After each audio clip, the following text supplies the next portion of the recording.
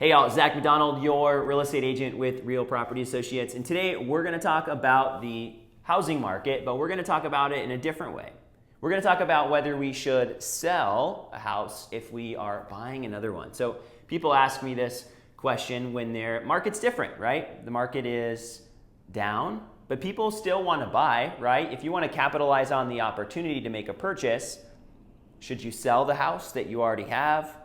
Should you hold on to it as a rental? And I think today I just want to jump into that question. I didn't bring a whole bunch of notes into it. It's a little bit more off the cuff, but I think that'll hopefully be more valuable. So I'll just start off with a story. Like for me right now, my family owns a house and we love our house. We recently took over the basement space. We were renting out the basement for over 5 years. We don't need that space to be rented anymore and we'd prefer to use it, right? I've got 4 kids now. I think I had 1 when I moved into this house. So we want the space. But is this the house we want to live in forever? Is this our dream property, right? I think the dream's changed. Originally, this was like, oh my gosh, if we could get this house, this would be great. It'd be great to live in this neighborhood. Well, it's not the dream anymore. The dream's changed. So I think now we're looking at different houses, but we don't need to move.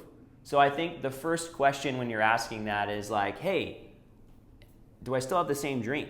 Or has the dream changed? So thinking about where do I want to go, where would you go? So I think that's a big part of it. The first part is, should I even buy another house? And I think you have to be able to answer that question. So for me, not a first-time home buyer. You may be a first-time home buyer, so maybe this video isn't as beneficial for you.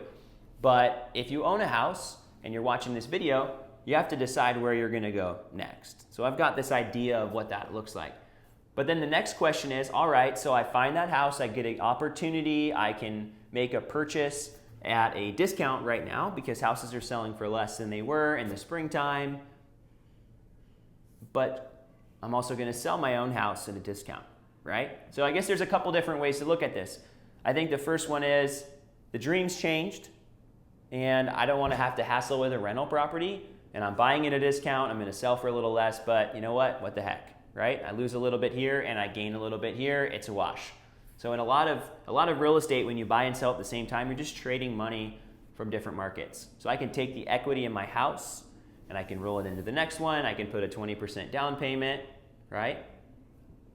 And then I can just be done with it. If there's leftover money, I can invest it in the stock market or I could buy another property, but I'm able to get out of this one. I don't have to hassle with it anymore. And then I can put it into the next one, right? So that's option number 1.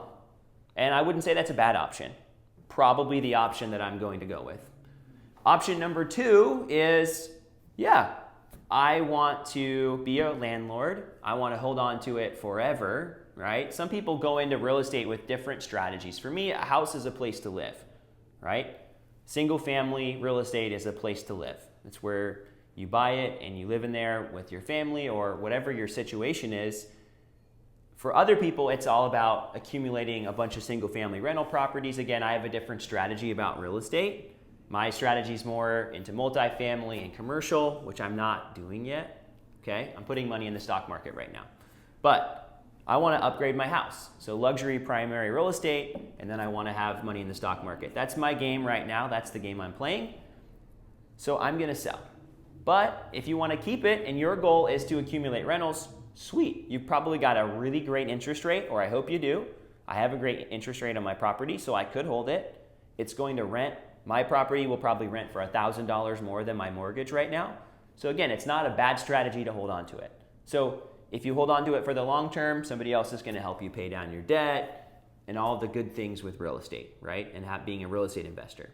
If you hold on to it for the short term, I think that's going to be option number 3, right? So you can keep the property, and I think the biggest reason you might sell is because you want to take advantage of the capital gains exemption. So when you live in your primary residence, and I think this is the focal point of the video, right? This is the most important thing to think about. There are tax implications that you can either avoid or enter into based on the status of occupancy. So if you occupy a home 2 out of the last 5 years as your primary residence, you are eligible potentially for capital gains exemptions, right? And this number is $250,000 currently for a single person, or if you're filing jointly with someone married, you're going to have a $500,000 exemption. Okay, it's a massive exemption on capital gains. So let's just say my house, and this is fairly realistic, maybe not quite anymore with the market going down, but I paid $550,000 for my house. It was worth 1.2. Let's say it's worth $1 million now. Okay, I sell it. I'm going to have roughly $400,000 in net proceeds. That number is tax free. Okay, that's a lot of money to bring in without paying taxes on it. Okay, it's tax exempt, maybe is the right word. Now, if I turn my property into a rental property and I hold on to it for too long, okay, let's say I hold on to it for 4 or 5 years and then I sell it, now all that gain, which would probably be higher, right? The market's going to rebound, and why you would hold on to it in that situation if you weren't a long-term investor, the market's going to rebound, and now you have a property where you owe capital gains taxes on it, okay? And it's going to be on an even larger dollar amount, most likely.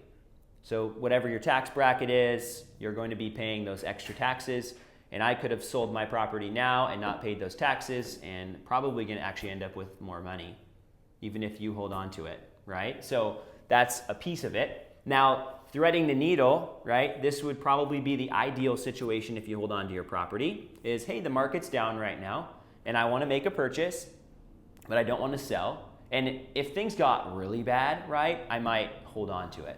But in this situation, I'm still leaning towards selling. Now, let's say you want to hold on to it for a few years and you've still lived in it 2 out of the last 5 years, so you have to sell it before that 3-year mark. So let's just say you hold on to it for 2 years. The market recovers, it gets even better. Now maybe I've got the $500,000 in equity again in the property instead of $400,000 that I would walk away with, and I can sell it, right? Now I'm selling it, I'm getting that extra money. I'm not paying the taxes on it. That's probably going to be the best case scenario, but you have to hassle with having it as a rental for a few years. They might trash your house. Again, there's all these other variables, right? So I think for everybody, the answer to this question is different. Is it bad to buy and sell in the same market? It happens all the time. People buy and sell when the market's good, right? Buying higher, selling higher. People sell when it's bad and they buy when it's bad, right? Buying lower, selling lower, right? So you're going to see it on both, right? So when the market's up, you're going to be trading money this way. When the market's down, you're going to be trading money this way. That alternative is where you hold it as a rental and you try to wait it out. And again, I think there are positive and negatives to each of those equations. Is it wrong to hold your property as a rental afterwards? No. But I would caution you to consider all of those ramifications of, okay, unless I want to be a long-term investor and hold on to my property and potentially take advantage of other things like a 1031 exchange, etc., I would really stick to and make sure I stuck to those guidelines for the capital gains exemptions on a primary residence. And if you do that and you don't mind being a landlord and taking on whatever risk there is, maybe to have to fix it up after somebody else occupies it, then go for it. All right, let's just chalk this video up to a meandering, long-winded answer to the question, which is, well, it just depends on what you want. But at the same time, I think you can do it either way. And I think for people that are trying to time the market, it could keep getting worse, right? If you have to hold on to the property even longer, now you're entering into those other tax implications.